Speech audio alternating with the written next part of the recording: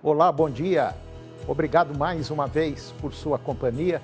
Está começando mais um programa Agronegócio e eu desejo a você muita paz, muita sabedoria e saúde.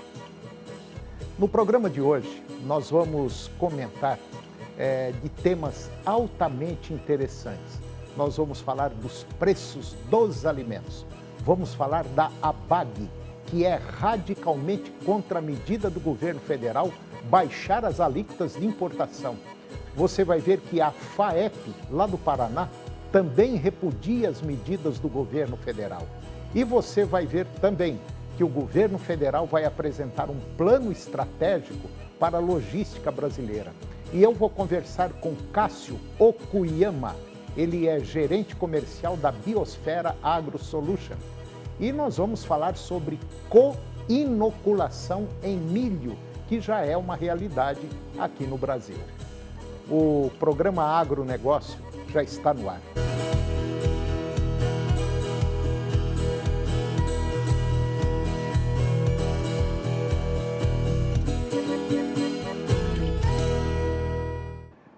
Eu começo o programa de hoje falando dos preços dos alimentos. O ministro da Agricultura, o Carlos Fávaro, afirmou que o governo federal ele pode baixar as alíquotas de importação do milho, por exemplo. E, de acordo com o ministro, um estudo será feito para que, no mínimo, o produto seja vendido internamente no mesmo preço que é comercializado no mercado internacional. O ministro disse que o milho no mercado interno está um pouco mais alto do que no mercado internacional. Não queremos fazer nenhum tipo de intervenção heterodoxa, mas se somos exportadores de alimentos, não pode o nosso alimento estar mais caro aqui do que lá fora, disse o ministro. Esse, pontualmente, se for confirmado, pode ser um caso para baixar as alíquotas para que, no mínimo, ganhe paridade internacional, que é o que rege o mercado, disse o ministro da Agricultura. O ministro da Casa Civil, o senhor Rui Costa, ele disse que o governo atuará na redução da alíquota de importação de alimentos que estiverem mais caros no mercado interno em relação ao mercado internacional. De acordo com o ministro da Casa Civil, Rui Costa, não há justificativa para o país ter produtos com preço acima do patamar internacional. Todos os produtos que tiverem preço interno maior que o externo, ele disse, nós vamos atuar imediatamente na alíquota de importação. Segundo o chefe da Casa Civil, a gestão federal fará uma análise dos produtos no mercado internacional com preços mais baixos em relação ao mercado interno. A redução de alíquota será para todo e qualquer produto que esteja com preço mais barato no mercado internacional e mais caro no mercado interno. Por outro lado, a ABAG é radicalmente contra a medida do governo federal baixar as alíquotas de importação. A ABAG é Associação Brasileira do Agronegócio e ela classificou como perturbadora e desnecessária a possível redução de alíquota de importação de alimentos, como estuda o governo federal. Essa medida é absolutamente perturbadora, desequilibrada as relações do campo e é desnecessária e pode principalmente desestimular o plantio agora da próxima safra, que é a safrinha de milho. A ABAG destacou que o setor opera em condições absolutamente normais e que os produtores já enfrentam dificuldades com os preços dos produtos. Nós estamos com a realidade de custos que também sobem e nós estamos vivendo uma realidade de um período de baixos preços, como o ano passado, por exemplo. Portanto, o produtor já vem no sacrifício, já vem no sofrimento, destacou a ABAG. Isso é uma medida do século passado. Não estamos mais lá, criticou a ABAG. A entidade, a associação, alertou ainda para possíveis impactos na produção de etanol de milho e no plantio comercial. Na última sexta-feira, dia 24, o ministro da Agricultura, Carlos Fávaro, anunciou que o governo estuda reduzir as alíquotas de importação de produtos com preços domésticos superiores ao do mercado internacional, começando pelo milho. A FAEP, Federação da Agricultura do Estado do Paraná, também repudia as medidas do governo federal. A Federação da Agricultura lá do Paraná, ela divulgou uma nota de repúdio, dizendo que a ideia do governo federal de reduzir impostos sobre alimentos importados com o intuito de reduzir o preço aos consumidores, segundo a FAEP, o plano desconsidera as dificuldades econômicas vividas pelo nosso país e onera o produtor rural, como nós estamos vivendo agora.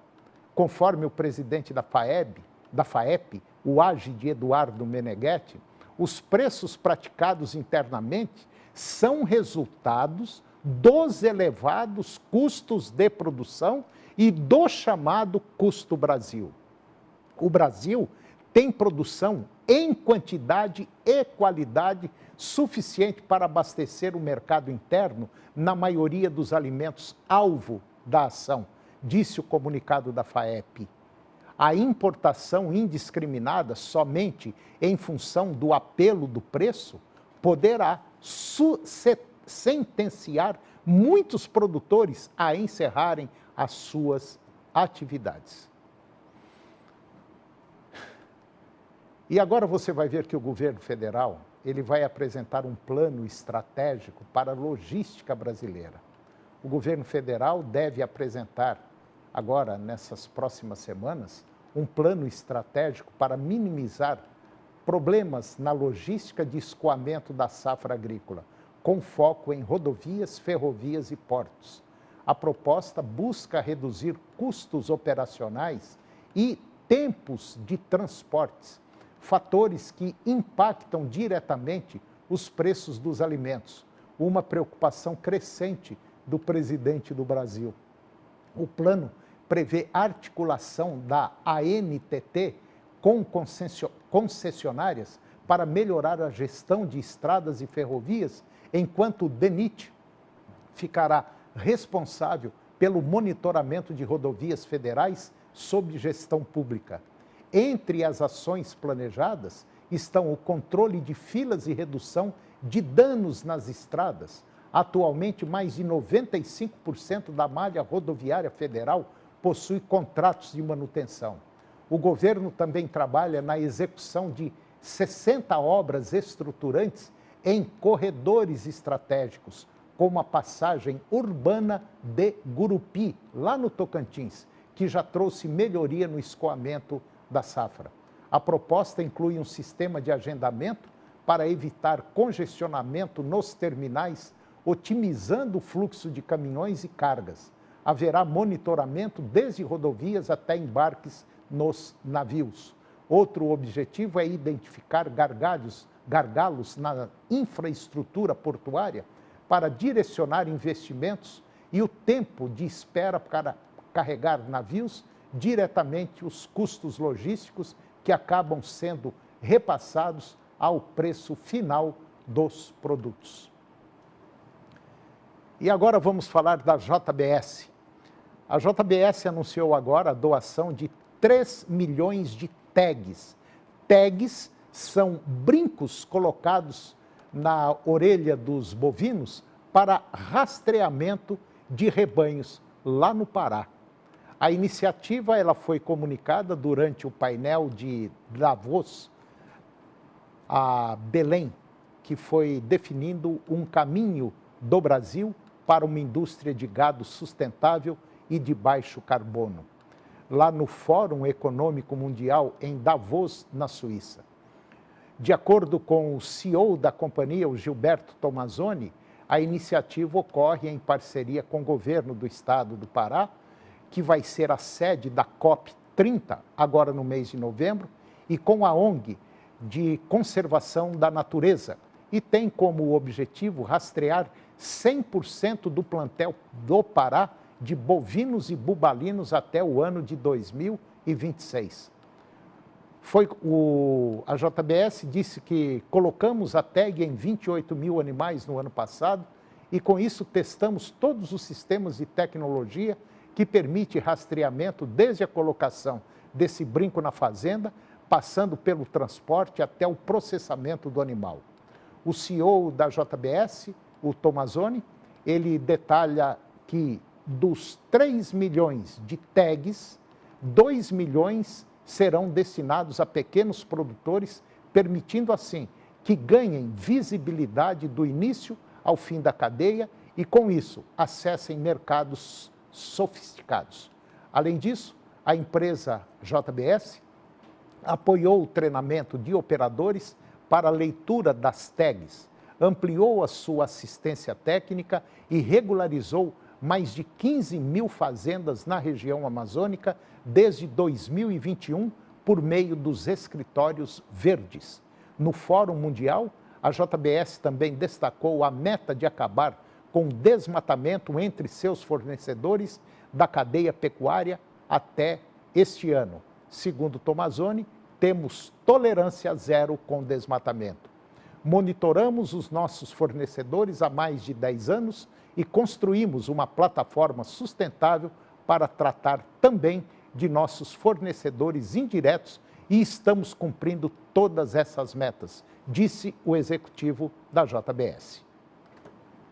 E depois do intervalo eu vou conversar com Cássio Okuyama, gerente comercial da Biosfera AgroSolution, e nós vamos falar da co-inoculação em milho, já é uma realidade aqui no Brasil. Nós voltamos já, é um minuto só.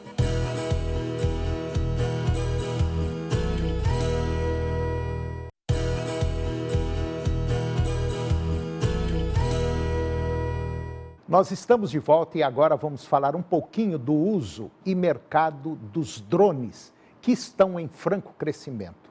A tecnologia de drones está transformando o futuro da aviação agrícola, abrindo novas possibilidades para o setor e ampliando a eficiência no manejo das lavouras. Com sua capacidade de aplicação de insumos de forma precisa e em áreas de difícil acesso, os drones surgem como uma alternativa promissora aos aviões agrícolas tradicionais, especialmente em pequenas e médias propriedades. Os drones agrícolas, eles destacam-se pela versatilidade. Equipados com sensores e câmeras avançadas, eles permitem o mapeamento detalhado do solo, identificando focos de pragas e doenças, e aplicam defensivos com precisão cirúrgica.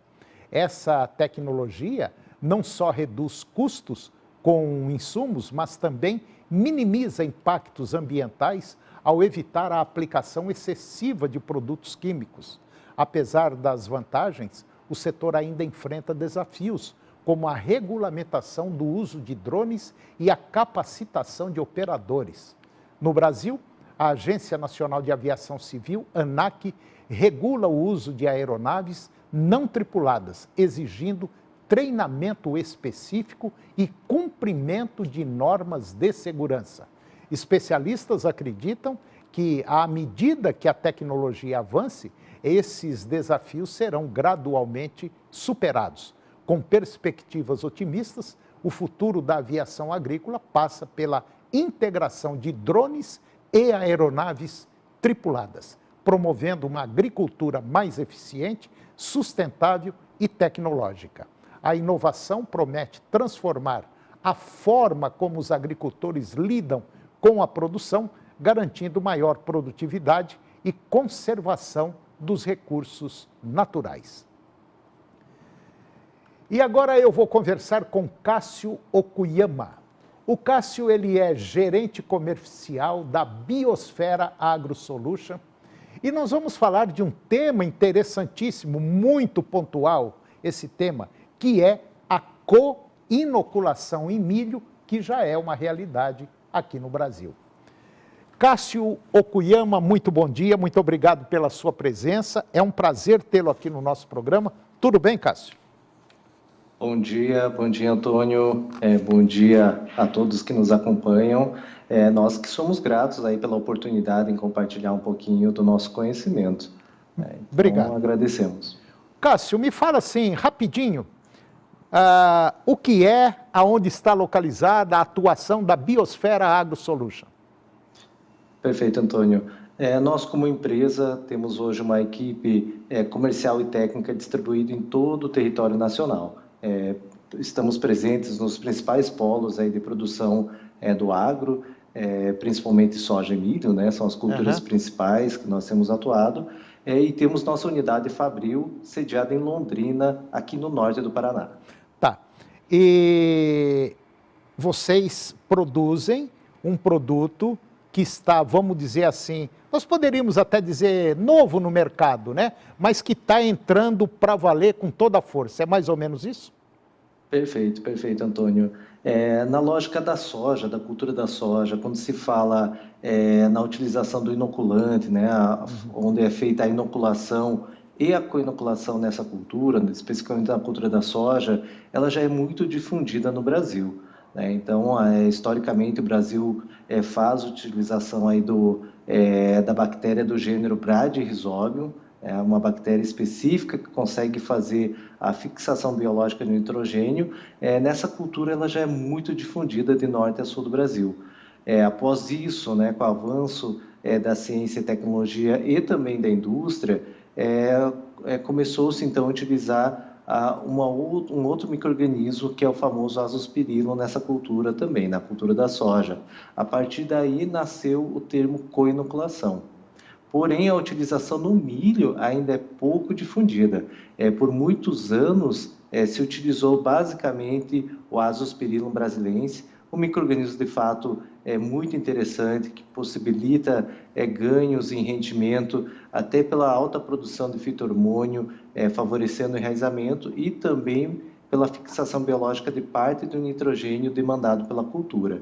Mas hoje, com o avanço da tecnologia, além do Azospirillum, temos uma gama de outros micro-organismos que a gente pode fazer uso nessa cultura, que é a nossa tecnologia que a gente vem desenvolvendo, né? Que é a inserção desses outros micro-organismos, trazendo então a coinoculação para a cultura do milho. Você falando aí no Azospirillum, eu me lembrei da doutora Mariângela Hungria, lá da Embrapa. E eu me lembro, quando eu trabalhava na Embrapa também, ela estava começando a fazer esse trabalho, e ela pode ser considerada a mãe, né? A mãe, sem dúvida, né? sem dúvida. Desse processo todinho hoje. Mas, Cássio, me diga uma coisa, como é que eu faço essa co-inoculação no milho, já que é uma coisa nova? A inoculação, todo mundo sabe, trata a semente e tal. A co-inoculação. Perfeito, Antônio.